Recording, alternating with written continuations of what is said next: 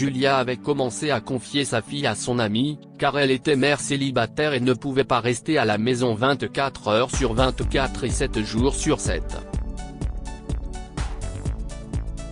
Un jour, ses pires cauchemars se réalisent lorsqu'elle vérifie la vidéosurveillance de son domicile au travail. Elle voit son amie emmener sa fille dans une camionnette et disparaître avec deux inconnus.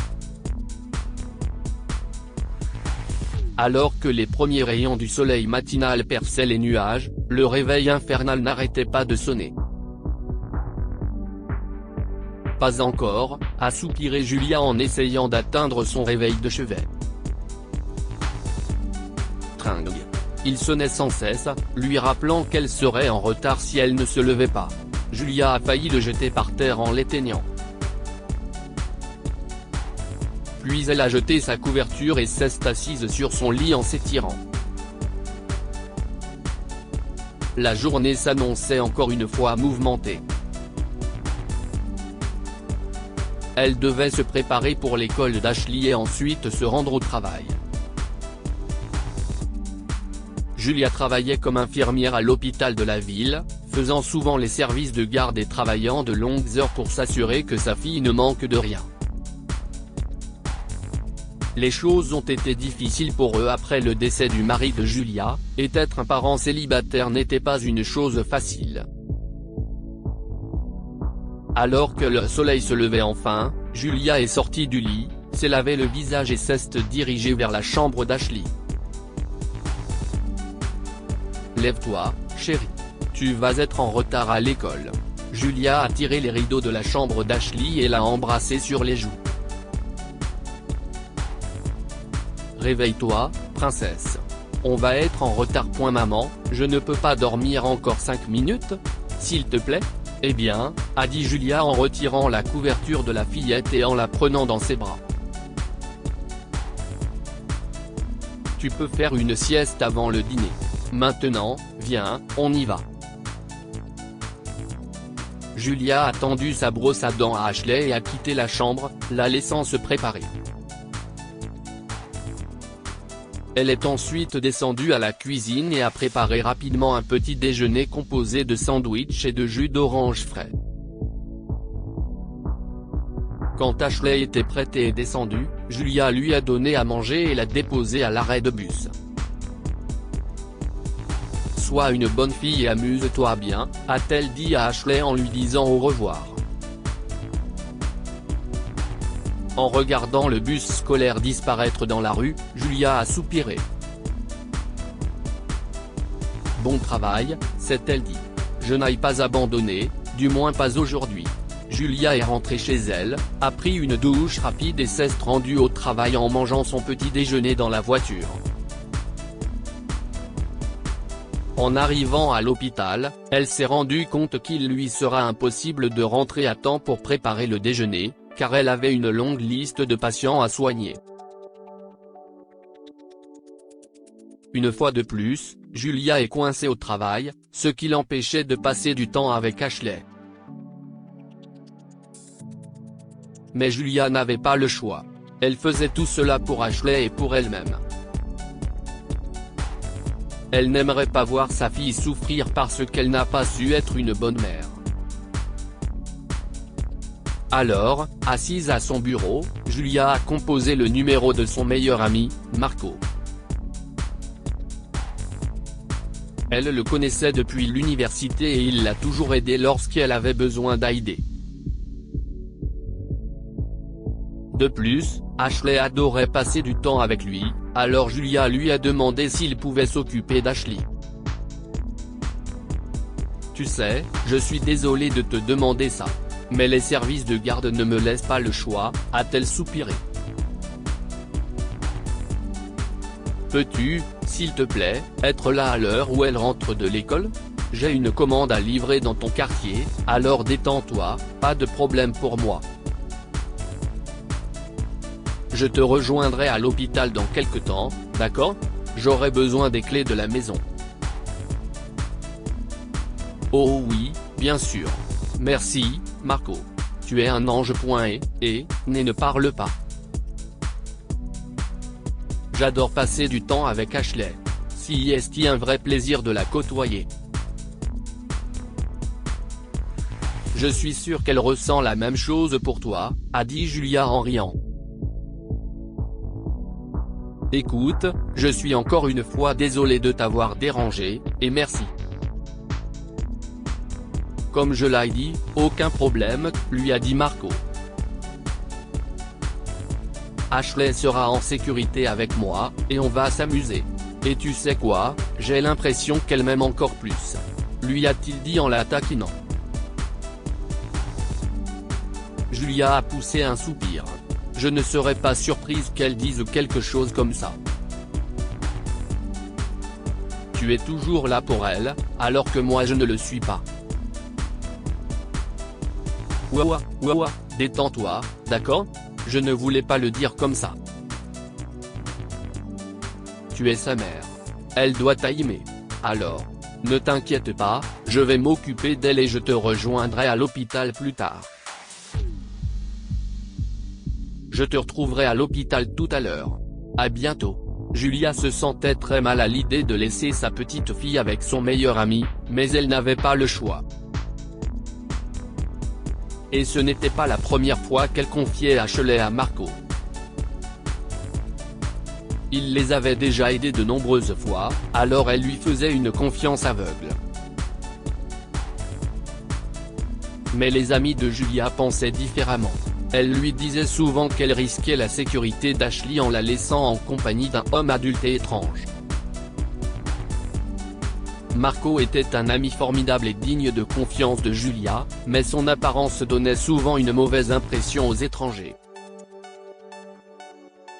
C'était un homme de grande taille, à la carrure élancée, aux cheveux longs et aux tatouages couvrant pratiquement tout son corps. Personne ne l'imaginait s'occuper d'une petite fille.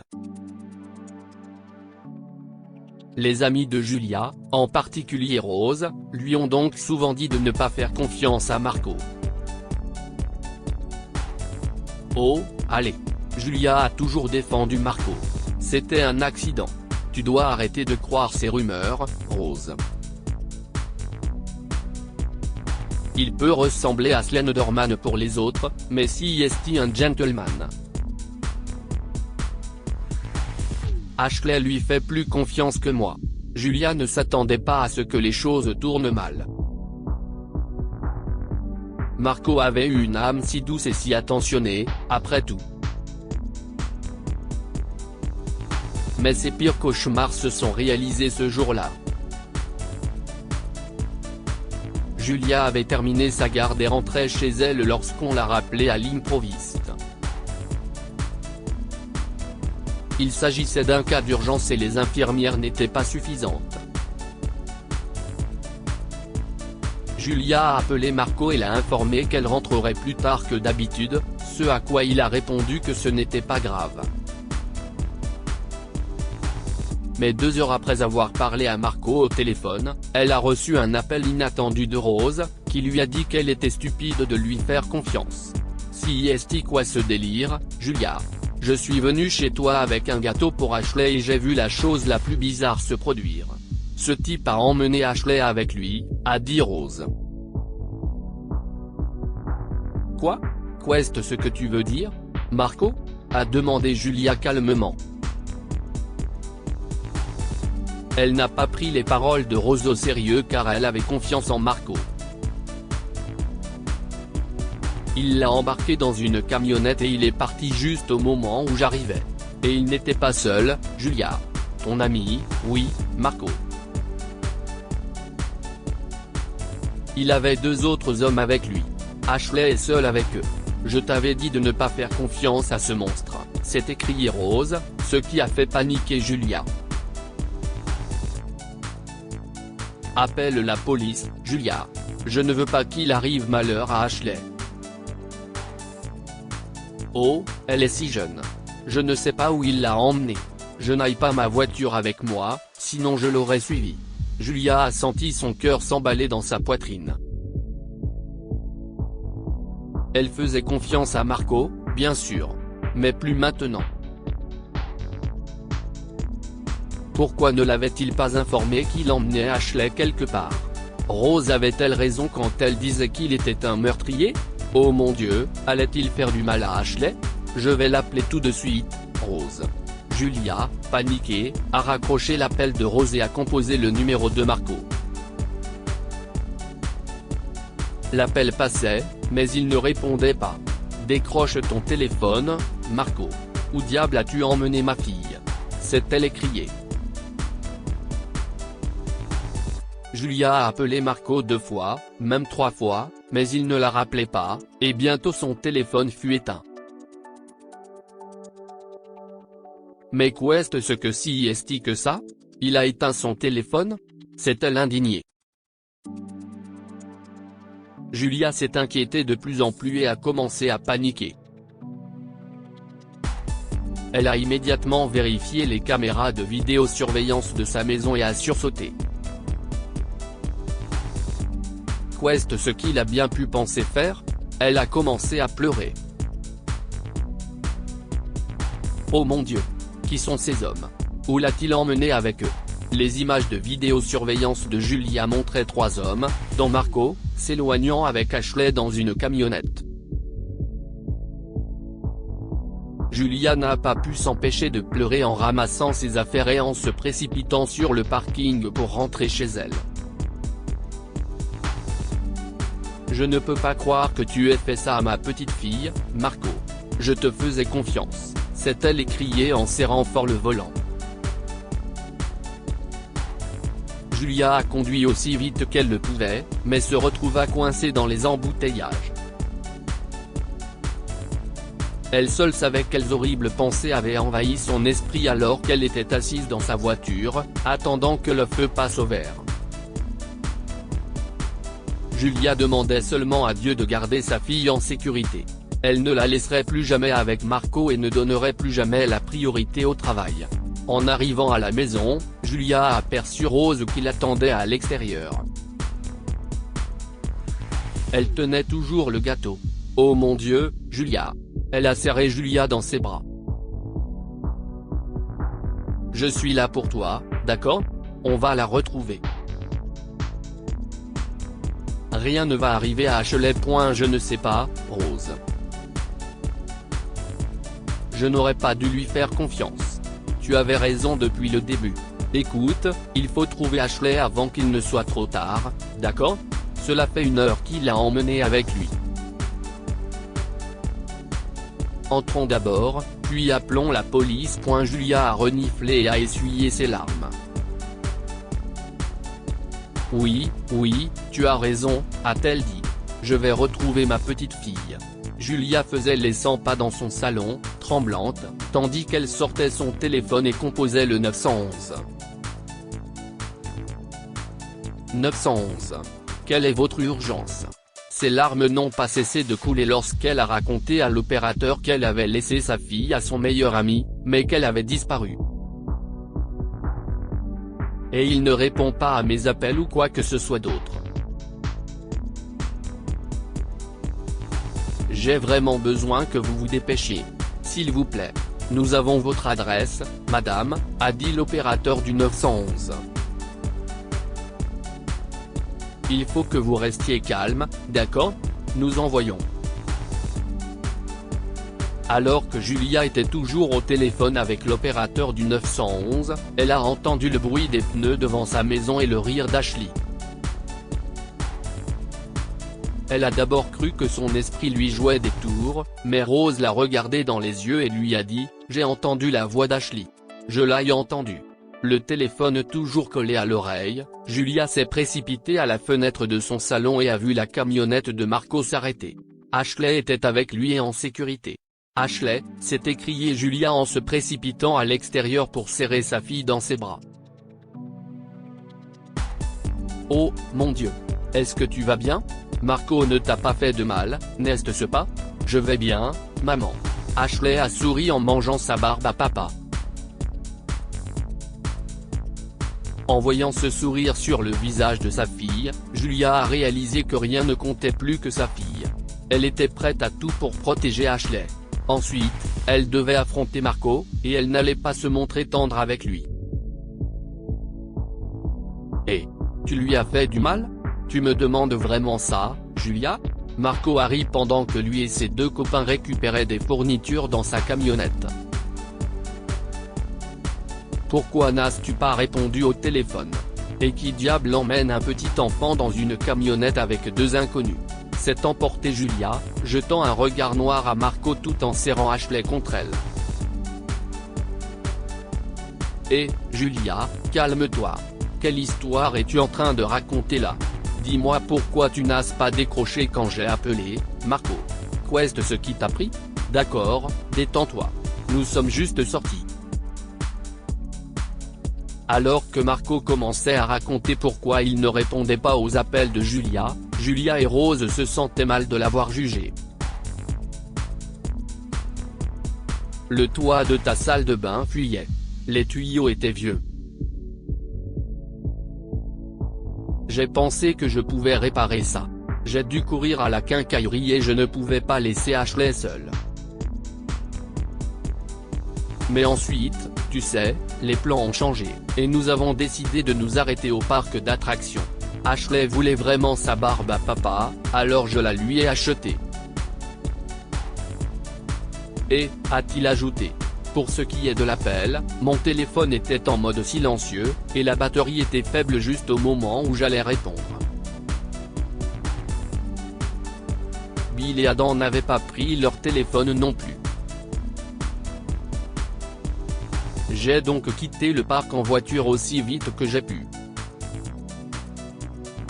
Je sais que tu travailles dur pour subvenir aux besoins de ta fille, a dit Marco en ralentissant et en adoucissant sa voix, alors tout ce que je voulais faire, c'était te rendre la vie un peu plus facile. Et te préparer un dîner surprise.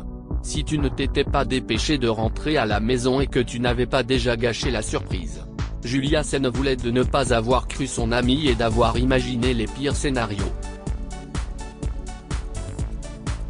Elle a réalisé qu'elle s'est laissée emporter par les doutes de Rose et qu'elle a fait une énorme erreur en doutant de Marco. Julia, je suis désolé de t'avoir causé tant de soucis aujourd'hui, a dit Marco en essuyant les larmes de son ami. Je ne peux qu'imaginer ce que tu as dû endurer. Je suis stupide.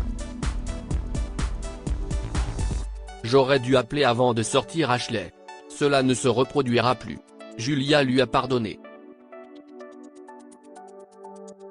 Elle s'est également excusée auprès de lui pour le malentendu, tout comme Rose. Une fois Rose rentrée chez elle, Marco a proposé de préparer le dîner pour Julia et Ashley. Écoutez, nous avons tous eu une longue journée, alors que diriez-vous de prendre un bon dîner ensemble et de vous détendre? Julia ne pouvait pas refuser. Elle s'excusa encore une fois auprès de Marco alors qu'ils étaient tous assis à table et a souri timidement. N'oublie pas Ashley, a-t-elle dit ensuite à sa petite fille. Nous ne devrions jamais croire les mauvaises choses que les autres disent sur nos proches. Les rumeurs sont une chose terrible. Nous devons apprendre à faire confiance aux personnes que nous aimons pour leurs actes. Comme nous faisons confiance à Marco.